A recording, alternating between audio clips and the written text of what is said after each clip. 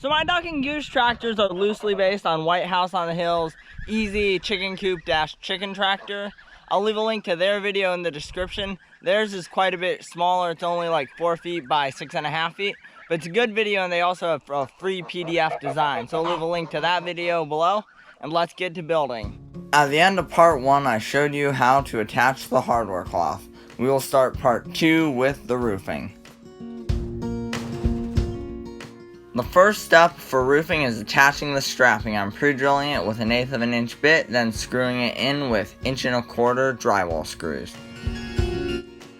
You want to put one on the top, in the center, and on bottom, and you want about 3.5 inches of overhang, so got a little bit extra to cut off. So right here, where the roof and the wall will meet, there's that gap there. You need to measure between the two to figure out how big it is, and then cut a piece of scrap to screw in there so predators can't get in. It's normally about 21 inches. Yeah, once we subtract that, 21 inches. So cut a bunch for all of them, and it's ready for the roofing. I'm pre-drilling the piece of scrap with a countersink, then I'm screwing it in with the same 1¼ inch drywall screws.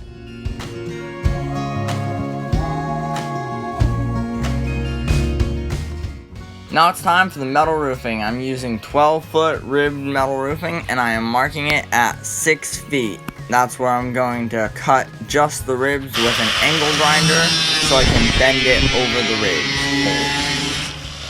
Then with a helper, put the roofing up like this.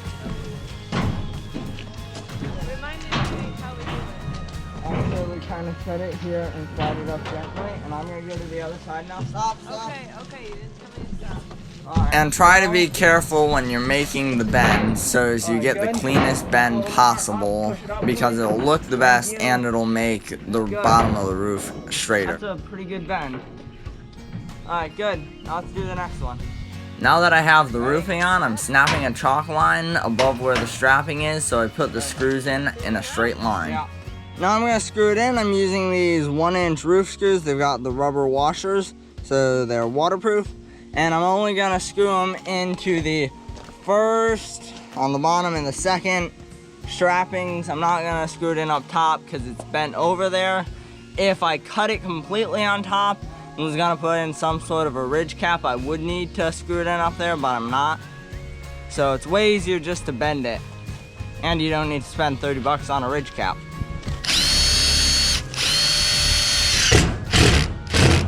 One little tip, if you have one of these like mechanics magnetic trays, it makes it way easier because you can just stick it to the roof and move it along as you go with your screws. Takes a little bit of work to puncture the metal. The door side, I'm going to put these 2 2x4 blocks under it right here. So when I put the wheel dolly under it, it can lift it much easier because it'll fill up the gap that's created by the runners. We're not doing it on the other side where the handles are gonna go, just on the door side.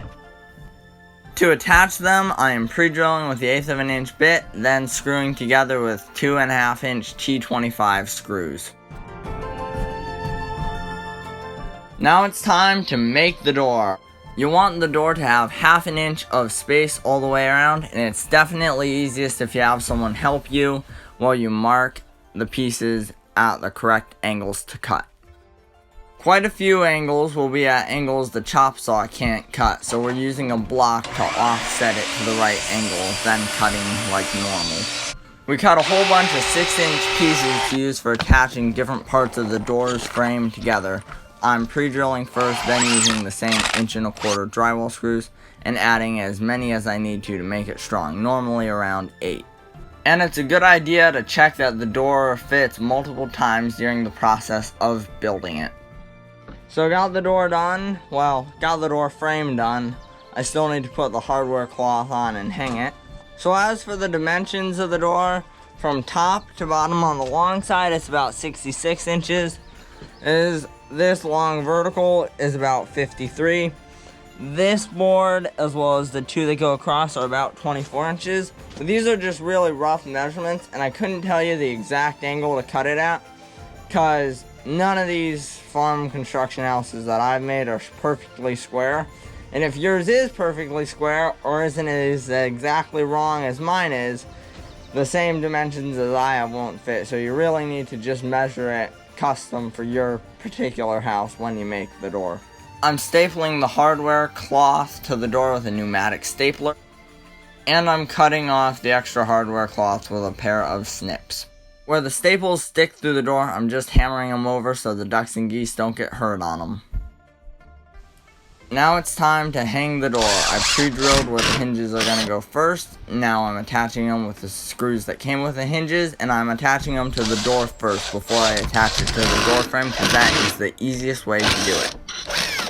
For attaching them to the house, I'm pre-drilling first, then attaching it with the screws that came with it. They're about 1 inch long, and they're Phillips head. And I find it easiest to have someone hold the door while you screw it in place. So got the door all hooked in. Closes well.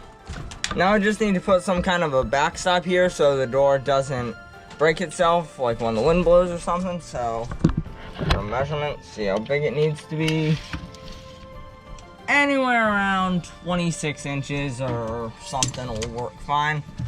I'm making it longer than I have to kind of fill in that weird little gap.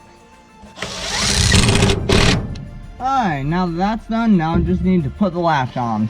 Now I'm gonna put the latch on. This is the latch I like to use. It's like a bolt action one. It's really sturdy and big, and so it makes it more predator proof.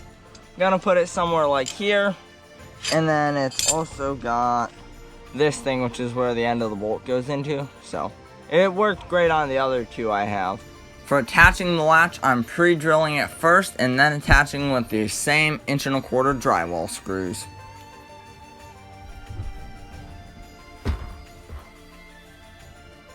And then I do the exact same for the part the latch slides into.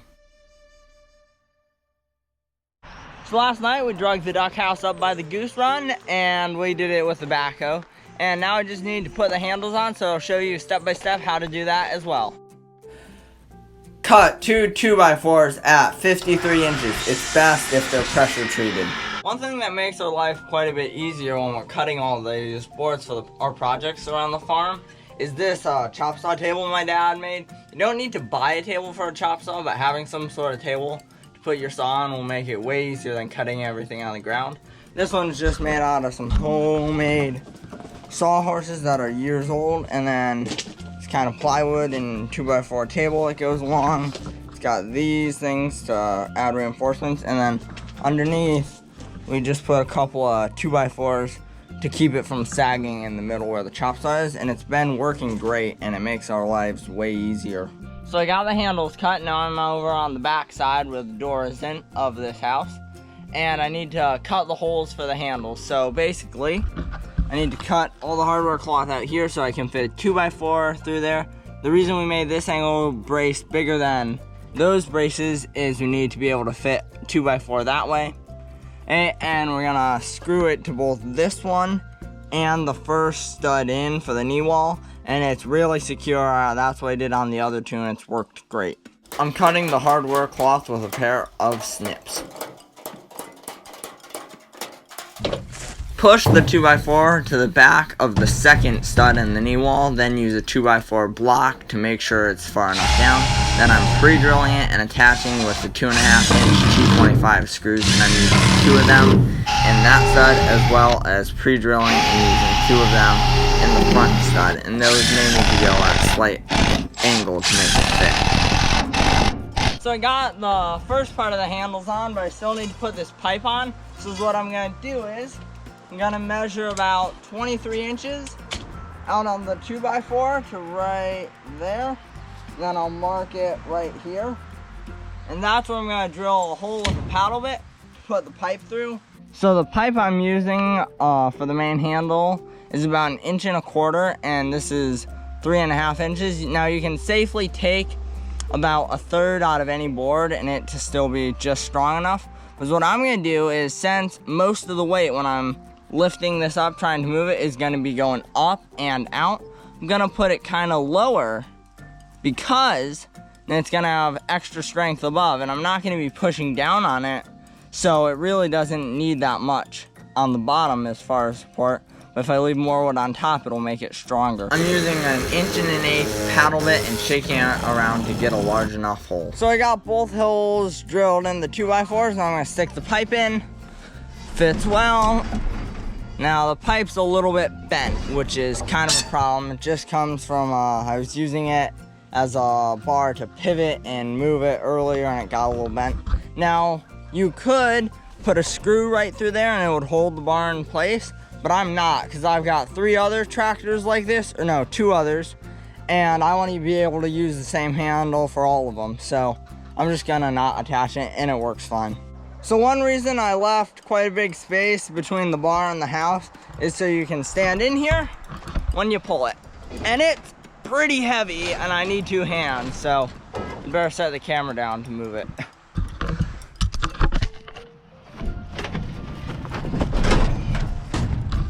Probably weighs like 500 pounds.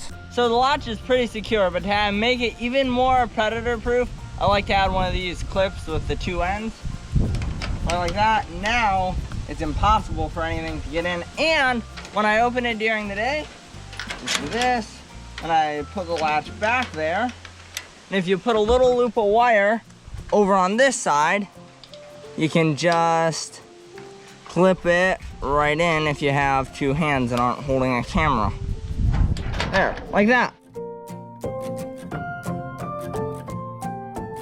Now that I've showed you the handle assembly, let's talk about the wheels. Because what I use for the wheels is I've got this dolly thing from one of those Joel Salatin type meat chicken tractors. It's about 2.5 feet wide and about 5 feet long. And then we put these big 8-inch never flat tires, and we put a little weld onto the nut to keep it from falling off. And it works pretty good for getting, for moving the house on the rough pasture. Then my dad welded these bits of angle iron there, so when we put the house on with the forks, it slides right down. And now I'll show you how to do that. So what I do is I put the forks under the house right where the blocks are on the door side, like that. Then I push down on the handle, get them under there, and slide it on, like so.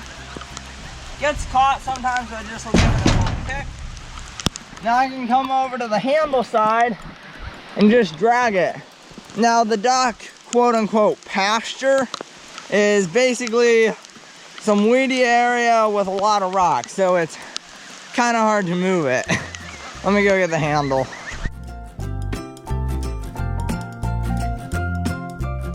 Now that I moved it from where it was, now I just will take the handle out, lift it up, and it slides out, right like that. Now I'll take it out of the pen. Now one thing I will say, this is only the first generation in this group of mobile duck and goose houses, and I'm sure I'll come up with improvements along the way. So as I come up with improvements, I'll make videos about it, and I will leave them in a playlist that I will link below. Also, if you make one of these and mention Mizpah Farms in it, and send me a video of you making it, I will add it to the playlist as well. And White Houses on the Hills version of this that I kind of copied it from will be there as well. So this is definitely not done, and I can't wait to see what all you guys come up with on improvements, and because I think it's pretty great now, but I just can't wait to see all the growth we can get going on this. Now, since the quote-unquote duck pasture is so uneven, I keep a lot of logs around, because wherever there's a crack, you know, where between it and the ground, I like to fill that in so predators can't sneak in. It's pretty safe being in the electric poultry net, but I'm definitely nervous virgin, definitely like to take all the proper precautions. So I'll just kick that under there, and then go along all sides and make sure there's no gaps where a predator can get in. So like right there, there's a big gap. Get a log and kick it under.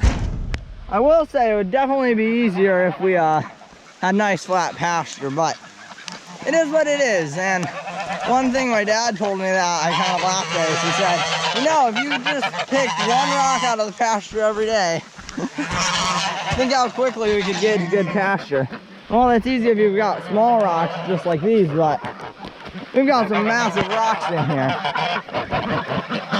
So we got the ducks in, and it went pretty well. Now, I'll leave you with the ducks coming out in the morning. But first, I just want to thank you so much for watching. I really hope this video was helpful. If it was, please like and subscribe. That really helps out the channel. And I will be seeing you in my next video. Also, if you want to get some farm products from us, you can check us out over on Facebook at Mizpah Farms, and I will leave a link to that below. All ducks out!